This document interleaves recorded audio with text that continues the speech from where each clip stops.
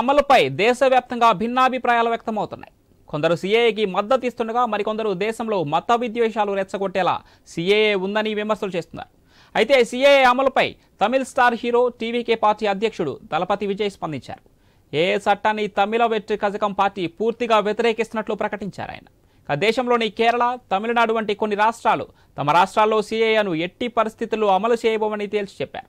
మరోవైపు దీనిపై తమిళనాడు సీఎం స్టాలిన్ కీలక ప్రకటన చేశారు.